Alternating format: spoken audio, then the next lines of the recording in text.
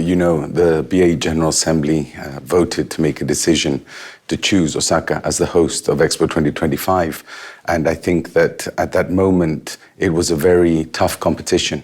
Japan really had to explain why they thought that the world would be better coming in Osaka, what they thought the world could achieve by coming to Osaka.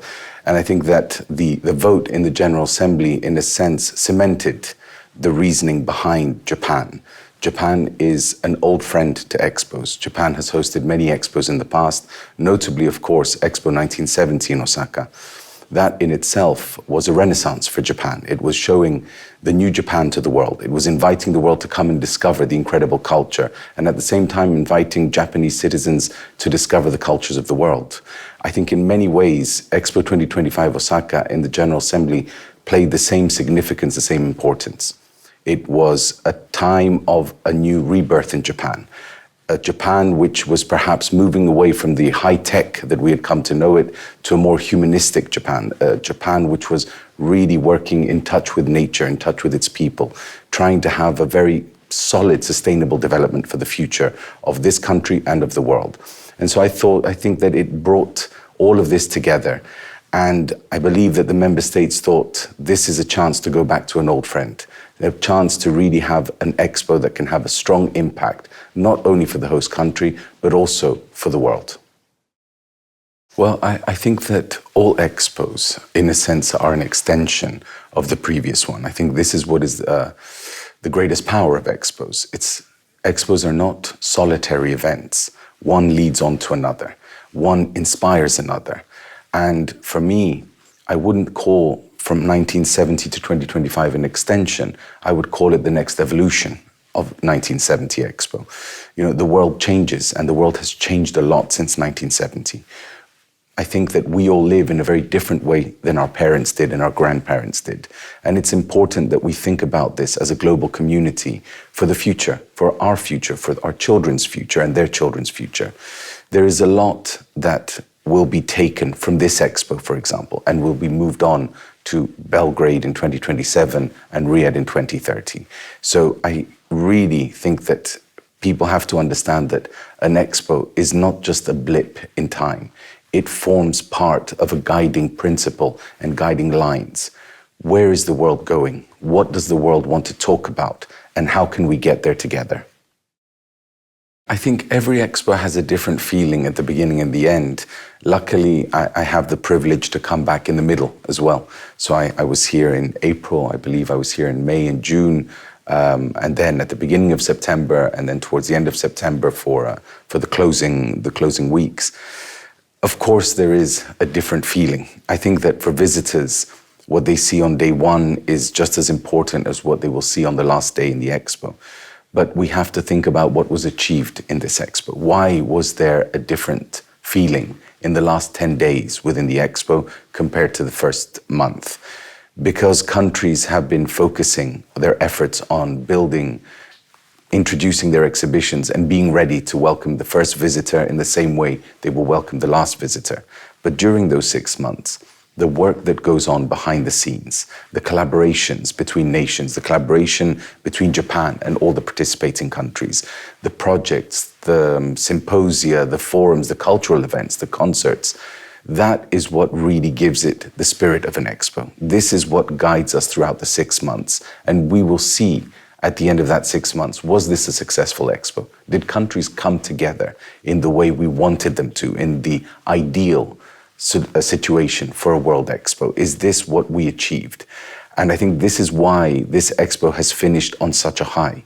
It is not because I am saying it or because the Expo is saying it. It's because countries are saying it loudly that here, within the Grand Ring, the world came together. The world managed to put its differences aside for 6 months and find a way of truly working together, trying to find those few common threads that we can try and pull on as a unique movement in order to be able to try and solve some of the problems that are challenging humanity for the future. Expos are not going to be the savior and finding solution for every problem of humankind, but they can lead us down the right path. Well, I think this is a very common thing in every expo, and I would probably say in every mega event that exists in the world. Day one is always the first day where we see small issues, where we have to fix things, where we didn't think how, maybe we didn't quite understand how the public would react or how they would come to the expo. It's always a discovery. You plan for the best. You try and think of everything that could happen, everything that maybe you might have to deal with. But I'm sorry, nobody is perfect, But what really makes this expo and many others before it special is that we don't put a plan in place and then stick to it. A plan is put in place, and then every day you make small adjustments as you notice what is working well and what is not. And I think this is something we really have to commend the Expo Association for. Every single day, they looked at how the expo was working, how the gates were working, how the queues inside the expo site were working, and they tried to find small adjustments every day to make the visitor's life more comfortable. We have to be honest that in every expo, the last month is always the most popular month. It is something I was saying at the beginning of the expo and before the expo. If you want to be really comfortable, come early. It's human nature not to run to visit a 6-month event. I don't know why, we always wait till the last minute to go and see it, no matter which country you are in the world. And unfortunately, that means that the last month is always very crowded. But at the same time, it also gives you a great, joyous pleasure to see how many people really want to come and see the expo. That's an operational challenge for an expo, but it's one we knew about. This is why you use the 6 months to keep on improving, to keep on adapting for when those huge crowds arrive, which they always arrive at the end, that you are as well prepared as you can be for them. And I think that this expo, like every other before it, closed in a magnificent way, being able to put people as comfortable as possible within the site, within the huge crowds that were gathering in the last month. I walked around the expo the last 2 weeks, and I was happy to see so many people, even when they were waiting in 3-hour queues, with smiles on their faces, with their children playing, because the Expo Association and the countries understood that we have to make sure that if people are waiting, they're entertained in some way. We have to protect them from the elements, from the sun, from the heat, from the humidity. It was something that I know was very important to everybody in the expo, to make sure that people can be as comfortable as possible. So I think the operations in the end were a real challenge. Of course, we won't ever forget that this expo was on an island, and that might add a certain complexity, not as many as people thought, but definitely some complexities are there. But I think that people overall really enjoyed this expo. I think that the countries also went above and beyond, they themselves adapting their own operations to make sure, as they noticed what was happening, how visitors were responding, how popular different pavilions were, to make sure there were always small solutions that were being fixed, being put in place so that people could be comfortable. This is a really interesting question. I think perhaps it requires more study after the expo to really see how it impacted. Was it very positive? Was it not as positive as we expected? It's true, I was very skeptical of this system at the beginning. I think not so much on the concept of reservation, but perhaps on the complexity of the reservation system. This is one thing I remember speaking about in a media conference and saying, it's not the reservation concept, it's how easy or difficult it is for people to understand how it works. We have to remember something. Expos are for all generations. They're for all age ranges. We really hope, first of all, that a lot of children come to visit the expo because expos are made for the future generation. It is for them to come and learn and to see the future because we are leaving this planet for them. At the same time, it's also for the older generation. I think, and something that I have a great respect for in Japan, is the way the older generation is still listened to for their wisdom. And it's true. There is a lot of wisdom and a lot of things that we can learn. We always say that hindsight is 20/20.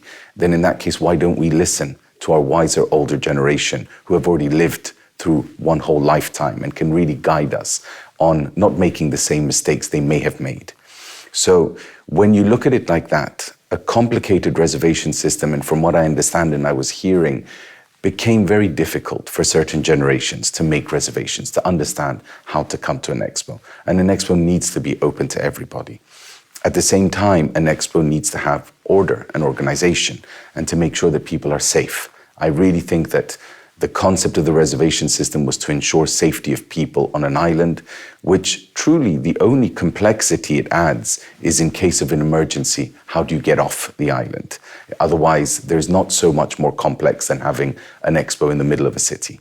So I understood the concept of it, and I think we need to study it because we have to remember one thing: every expo is a test bed for new ideas, for new concepts. If we never test things, we won't know if they will work, even in our real life. The idea should always be that an expo is a place where we can test ideas and concepts, not just for the next expo, but can it help us in our daily life?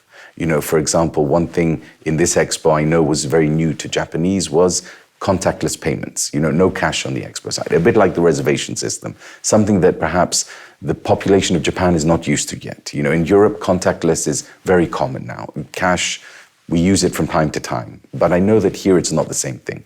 So all of this, it's only to really highlight that this expo was a test bed for this. Was the cashless system accepted by the Japanese population, and can it be more widely rolled out in Japan? The reservation system for me is something very, very important because it also can help us deal with the real problem of queues. You don't want people waiting for 3, 4, 5 hours in the hot sun with humidity. It's dangerous, you know, especially in a climate like Osaka, which gets very high temperatures in the summer and high humidity. It's something we need to avoid. Today, we have not yet found the magical solution for getting rid of queues. I wish we had, but it's not here yet. But this was a very interesting test case, which we have to study very closely. We have to work with our Japanese colleagues from the association, from the local government and from the national government and see how did it work? What was the impact? What didn't work? How can we try and adapt it for future expos? And how can it be adapted for everyone's daily life within our world? I think I would start from the site, being on an island, having from the back, seeing this incredible landscape of Osaka City, Kobe, and the mountains behind it is, you know, just an incredible view from one side. And then on the other side, the Bay of Osaka. You know, I am Greek, so I love the sea, and being able to have anything near the sea for me is something very, very special. But also the Grand Ring. I think the Grand Ring is one of the most remarkable pieces of architecture that I've seen in an expo. I think that not only is it remarkable as architecture, but it became the symbol of what we were looking for. And I think this is perhaps something very unique in Expo 2025, Osaka. The Grand Ring was the symbol of what we were looking for. It unified the world, and you know, Mr. Fujimoto had this in mind all along when he was designing the Grand Ring. But although many people would have said, you are closing everyone in and you're making it very small inside, in fact, what you did was you gave everyone a space. You let everyone believe they were inside a bubble, which was protecting them from the negativity from the outside world. I think one thing that we have to remember why this ring became so important, both physically and I believe in our hearts in the future, is that we are in a very divisive time of the world. There is a lot of conflict going along, a lot of allies who are no longer as friendly as they used to be, a lot of very strange moments that we are living through, probably the most difficult time in my lifetime globally. And yet this ring has come to symbolize a real sense of unity. It's not just that it's a sense of unity and diversity, it is that we have managed to cut out the noise from the outside world and let people work with each other, not just countries, just people. People looked at each other as human beings. People respected each other. They respected their different opinions. This is something I think that every expo needs to aspire to. And I hope that in the future we keep on seeing this level of success. But for me, this ring created this unique atmosphere, which really allowed this cooperation to blossom during the 6 months. And you know it's an expo that started from a very negative perspective in the public. And to be able to achieve this, to be able to bring these countries together, even with all the negativity about the event itself, and to be able to change people's minds during the 6 months, to suddenly having everyone saying that this is the event we needed at this moment in time. This is the way the world needs to come together. And we need to use this as a lesson for the future. This is the power of the Expo. I think that Japan laid a stage for the world. I think this is what every host country tries to do. The important thing that I noticed here is that Japan set the theme and started setting the guiding principles that it saw were important for designing future society for its citizens' lives. But I think that Japan is very well aware that one person, one country or one continent cannot on its own solve people's problems. We cannot solve people's humanity's problems on our own. We need to work as a global community. So in a sense, what I wanted to say is that Japan, yes, it set the stage. It really gave us a leading role by informing us of what we need to look at, what it believes are the crucial elements that we need to look at. What are these threads that I mentioned earlier that we can try and pull on as a global community? And then it took a step back as an equal partner with all the other countries in how are we going to work on this together. Wherever we need leadership, we saw that like in any other expo, Japan was willing to step up and to say, here is where we think the direction should go. But Japan was also willing to sit back on the same footing as everyone else and let someone else take the leadership on this. And I think this is what you saw, what I mentioned earlier during these 6 months of the Expo. The incredible symposia, forums, discussions, the programs that were taking place, both cultural, academic, thematic, everything that was going on, was not necessarily always led by Japan. Sometimes I would see other countries, I would see Canada, for example, really pushing a lot on what they wanted to bring, which was women's empowerment, very strong in this expo. And I have a lot of gratitude for what Canada has done on this. And Canada is not even a BA member state, but you know, they played an incredible role here. And so did every other country. This is just one of many, many examples. But it's something that I have seen that Japan knows how to do very well, is discretion. It is to lead the conversation. If you're willing to take the leading role in this, we will follow behind you. And I have to be honest, we say Japan, but in actual fact, it was the Japanese citizens that showed this willingness, that showed this welcome to the world. You know, we have felt it during the 6 months. We have felt how present the public has been, how much they appreciated what they were seeing, how much they took part in what they were seeing. We mustn't forget that perhaps the first expo where we saw a truly strong participation of civil society was Expo 2005 in Aichi, here in Japan. And for me, one of the important things of coming back to Japan was to reinvigorate this civil society participation within the event. And it is something that I think we have achieved here again tremendously. And so I think you have to put all of this together. This is why you see such a success from a thematic point of view.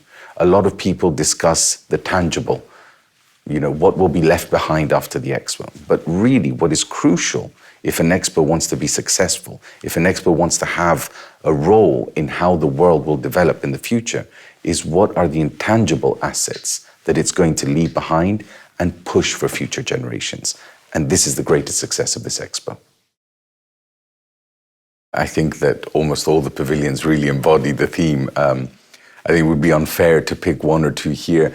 I will tell you, because I was talking about it just the other day, the jellyfish pavilion, for example, for me was something very interesting to stay away from the countries, you know, but it's important to see how much Japan also contributed to this expo. People forget that apart from the participating countries, you have all of the thematic pavilions, the corporate pavilions that are done by Japan, and they play just as important a role as everybody else. And I know the Jellyfish Pavilion, for example, when it had the slime music project, you know, and this was a really important point, something to push forward. How can everybody enjoy an expo? How can everybody be inclusive in our society? I think designing future society for our lives has to have inclusivity as the #1 target, that everyone has to be able to enjoy future society. Everyone has to be able to have a role in future society, regardless of age, regardless of disability. We have to all be able to sit as human beings together and take most profit from our lives. I think this is one of the things that was very key in this expo. One of the pavilions I mentioned, Jellyfish Pavilion, for me, really brought this to light. It's something that we have been working on since Expo 2005 in Aichi. It's a barrier-free expo. It is, how do we allow everyone to enjoy an expo? You know, we have very strict rules in every country today on disabled access to sites. That means wheelchair access and so on. But when you look at pavilions, you wonder, if I was visually impaired or if I couldn't hear properly, would I enjoy the content? Would I understand the content? Would I really be able to feel what is going on inside each pavilion? And there I think we still have a long way to go. And I think this is why this Expo played such an important role on inclusivity, was trying to take a few steps forward in, you know, the ideal version of the future where inclusivity is so ingrained in us that no matter who you are, where you're from, or what you may or may not be able to sense or touch or hear, that you will be able to enjoy everything that you visit. And for me, this was one of the key things that was being pushed forward in this expo. How can everyone in our society really gain the full benefit of visiting an expo? I think expos have always been a venue for diplomacy. I think they've been a venue for soft politics. You know, it's not where they're coming to solve the deepest rifts between two countries, but it gives everyone an opportunity in a non-political, non-confrontational setting to be able to talk. And this is what we need. We need face-to-face dialogue. I think that this plays a role, yes, in our politics, in our daily lives, but I think it's important for humanity to have these moments of encounters. You know, it's not just that many millions of Japanese visitors were face-to-face within the expo site. They were face-to-face with people from all over the world, from countries that probably most of us will never have an opportunity to visit. When we see, learn, really respect each other's cultures, this is how we become more open societies, more tolerant, more accepting of each other, understanding that even if we don't see eye to eye, even if we have many differences, we can still find a way forward together. We can still find our own small commonalities that we can try and work together on. I think that face-to-face meetings are really the way we can gain respect for each other.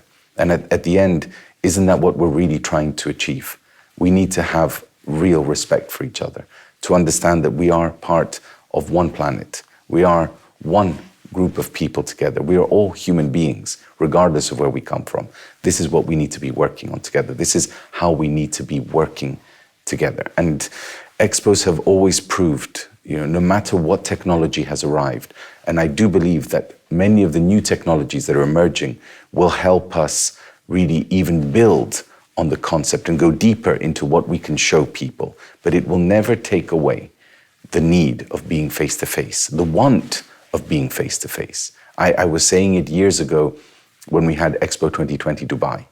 This was a moment in time where after 100 years, we had the first global pandemic.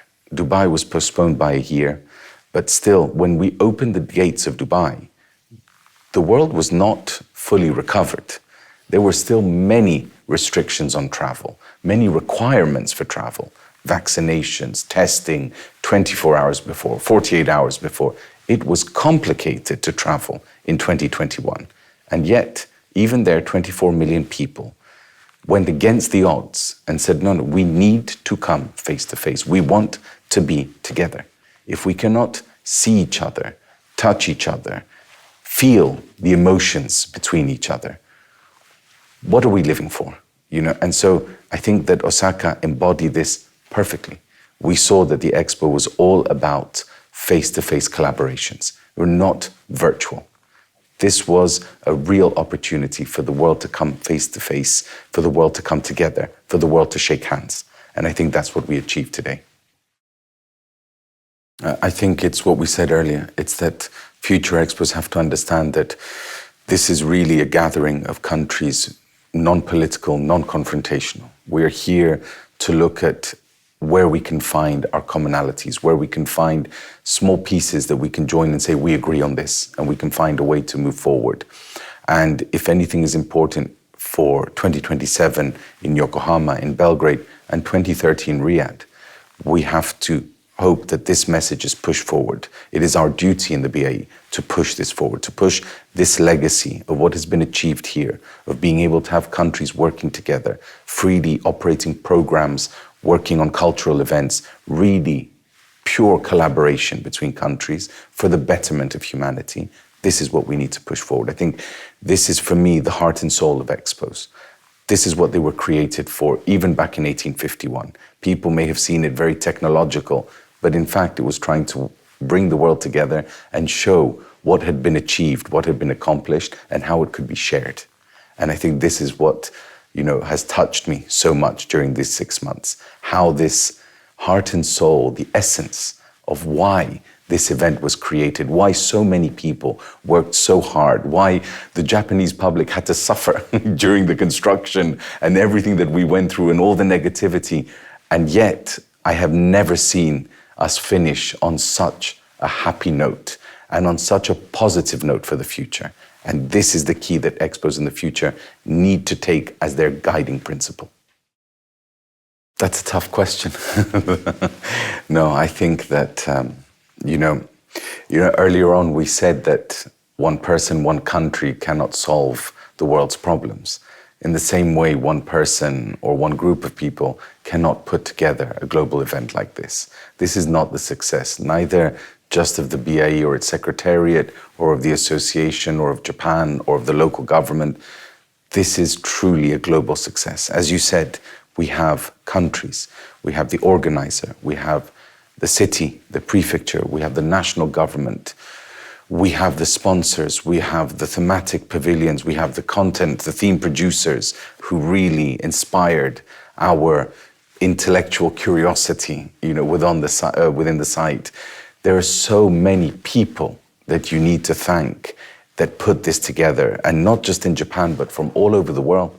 Thousands of people came to live and work here for more than 6 months. People don't realize that 6 months is just the event, but it was being prepared years in advance. And still tomorrow, there will be these thousands of people sitting here slowly dismantling their pavilions, I think crying when they see them coming down. So it really is the best of humanity, because the world came together to make this event. So for that, of course, we have our deepest appreciation, our deepest gratitude for everyone that was involved in this and for everyone that brought it to life. But for me, I cannot but say huge thank you to the population of Japan, because an expo is nothing without its visitors. They are the ones that truly bring the life into the expo. Empty pavilions would mean nothing without thousands of people every day, over 28 million visitors that came to see it. Yes, from Japan, many, but also internationally, from the Americas, from Europe, from Africa, from Asia. It was a real melting pot of civilizations. It was something that we only get to experience very few times in our life, and for many people, once in a lifetime experience, especially those who were involved in the project. Most of them may not repeat another expo. So it's something that I was so hopeful for after having seen Aichi 2005 and seeing how the Japanese population embraced an expo and embraced the values of an expo. I was waiting to see if this would come true again in Expo 2025. And honestly, none of us could have wished for a better result. I think that the people were happy on the site, they engaged in the site, and I really think that the Japanese population have helped us push the messages further than we could ever have wished. So for that, Japan, all of its citizens, arigatou gozaimasu.